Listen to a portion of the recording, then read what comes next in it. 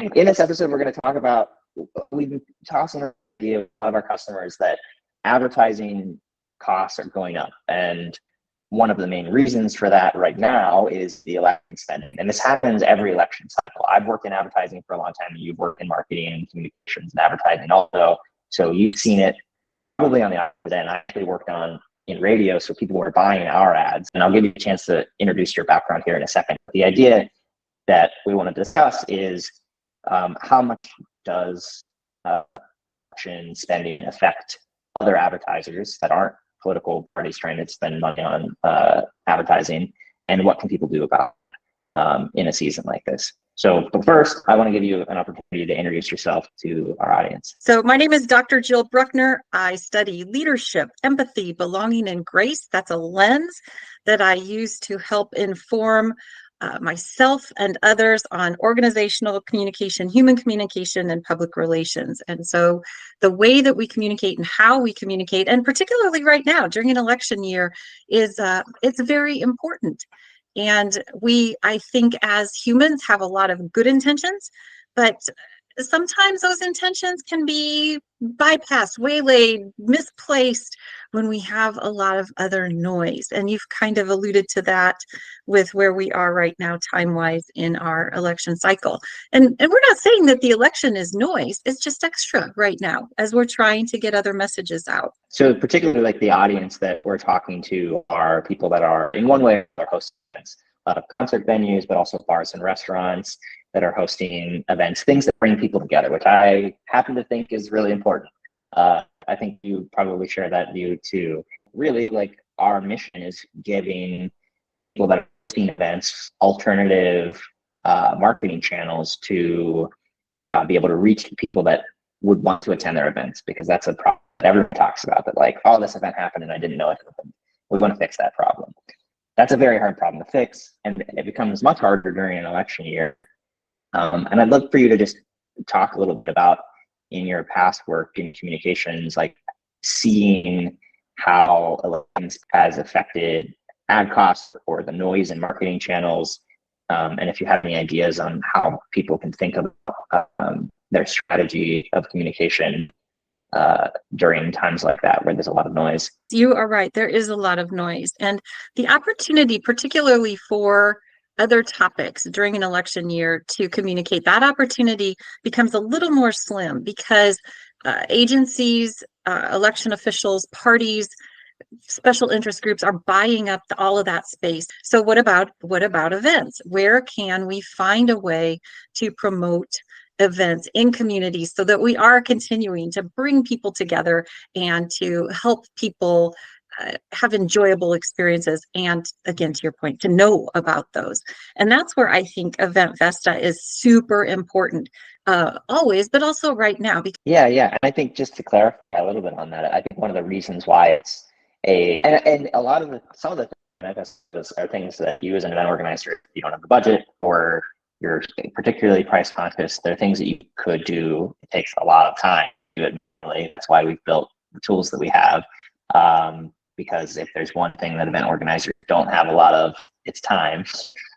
So a marketing channel that takes 3 to 5 hours to post all the places that you could be posting your event just isn't reasonable for a lot of people. They do it, or they through it, or they hire an intern and make them do it, and then that intern quits, and they're like, I don't know why my interns keep quitting. It's because it's something that could be easily automated. And those community calendars, kind of the reason why they bridge both gaps is because some of them are social channels, some of them are newsletters, some of them are TV stations that have this community calendar on their station. I used to work at a radio station, and one of our most visited pages on our websites, we have multiple radio stations, so we have multiple websites, was our event calendars. And I got really into managing that. I also hosted the events on behalf of the radio station that we would do, but we would promote other events in the community, and people were really hungry for that. And then we talk about whatever was on that community calendar, we would use that as a source on the radio to talk about, oh, there's this cool event happening at the Winkler Gallery, and there's this other cool event happening over Angry Goats Brewery, and like the ability for that to like bridge those multiple different channels in a way that's not competing directly with all of the current ad spend out there is something that's unique there. Having fear of the ad spend that the political campaigns have spent so far this year is over $1 billion, which is about almost $600 million more than the 2020 campaign, which already was one of the most highest spending campaigns. So just the trend that I've seen in the past, and I'm sure, and I think you've seen too, of the cost of those ads increasing leading up to any major election, always happens on no matter what platform. It's supply and demand is exacerbated here twofold, maybe even threefold soon. And then we're going to go right into the holiday season, which also has expensive ads. It's like a real opportunity for people to be thinking about how to diversify their marketing channels beyond that. Point about diversification, and I think ease too. I think that having a place for event organizers to go so that they can concentrate on their event, and you can help them you take that promotion piece so that they can continue to there are so many moving parts, as you know, with an event. The other thing that I love is that you all shared data and analytics freely. You can share it with your client, but I also notice you'll post on LinkedIn, or you'll offer at other places and go, hey, here are some trends we're seeing. You're not afraid. It costs you nothing to inform people. I mean, that's something that I really value. I have a bit of a background in just kind of being a geek of data analysis and stuff. So a huge data set of 50,000 some events that have been promoted to our platform. We can somewhat anonymize those events, so we're not kind of giving anyone's trade secrets out, but we can say, like, these are the types of events that are performing well. We have one piece of content that's like the 19 top types of events that we see perform consistently well in the platform. And there's some like biasing there of like there are events that perform particularly well through community calendars and community newsletters and things. Gives you directionally an idea of event ideas. And then we also have our event trends promotion report that we do every year, where we interview about 50 to 100 of like the most professional event organizers. It's not just like anybody that's doing an event. These people are like people that are very full-time professional event organizers, sharing a lot of detailed information about what marketing channels they're using. And an interesting finding from that, you can find that whole promotion report, promotion trends report 2024. But one of my favorite or most interesting findings was we went from, I don't remember the exact number, but it's like 5.7 to like 6.4 average marketing channels reported. So that means out of all the people that we interviewed in 2023 and then 2024, they've increased the number of average marketing channels that they are using, because that diversification, even outside of political spending, is so important and becoming more and more important as platforms get more crowded. The thing I would probably ask you too, because we're just kind of having this conversation, is what do you caution people about during this election cycle? You mentioned the noise, and we all know that's a piece. It's hard to get out there. What are some other things? Well, I think, like I said, like a lot of the community channels and marketing channels that are not super crowded because of the advertising spend do not accept overtly political events. And that's just a decision that they can make because it's their platforms.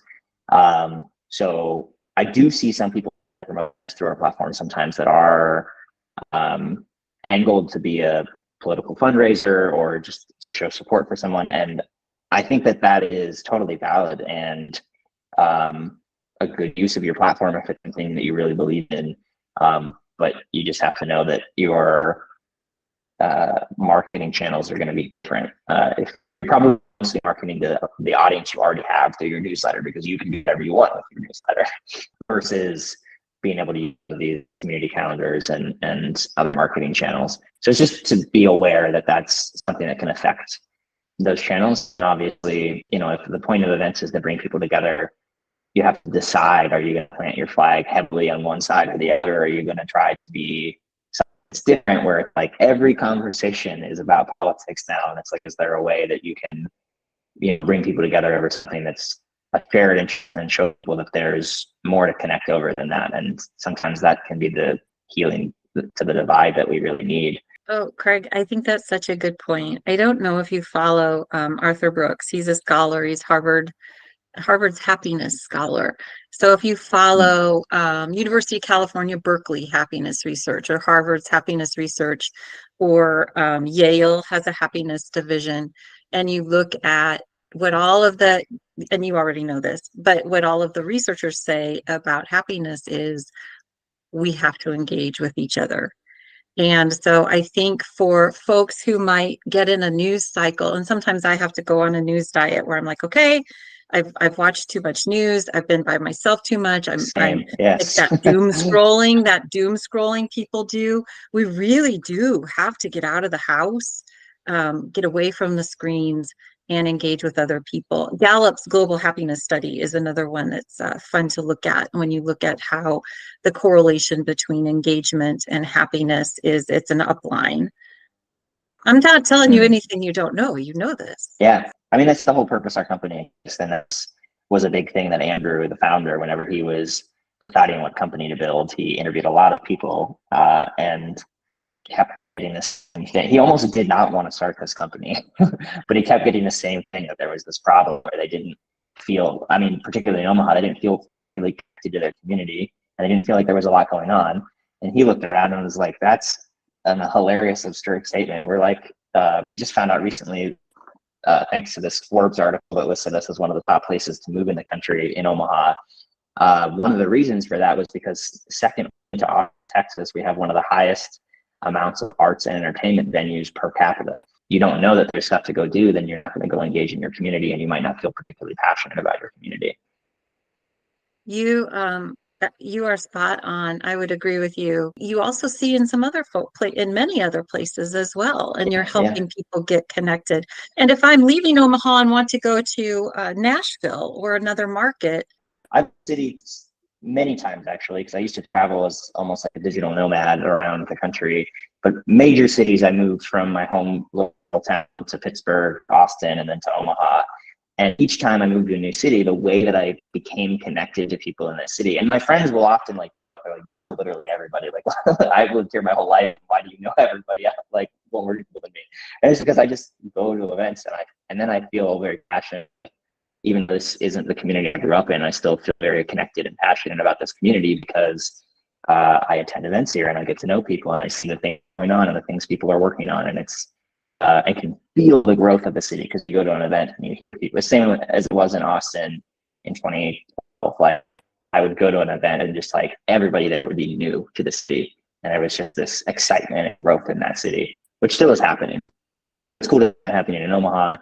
It's happening in Pittsburgh. It's happening all over the country in these kind of cities that are traditionally not necessarily the hot city to be in, are now all of a sudden having a time in the spotlight and get to intentionally decide how they're going to grow that community. Yeah, I think that I'm so grateful for the work you are doing. I'm so grateful for the work that Event Vesta has decided to invent and then lead, because what you're doing is different than what anyone else is doing. That number, if you think back to your marketing days in school, and your teachers might have said, hey, we get between 4,000 and 10,000 advertising messages a day.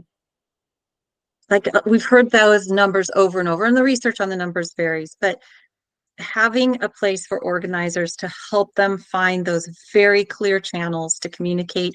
And then on the other end, if I am someone who wants to attend an event in my market or another market, to find a place to connect and do that, I think has just so much value. And I really, really appreciate the work you're doing. And it's important work. It really is.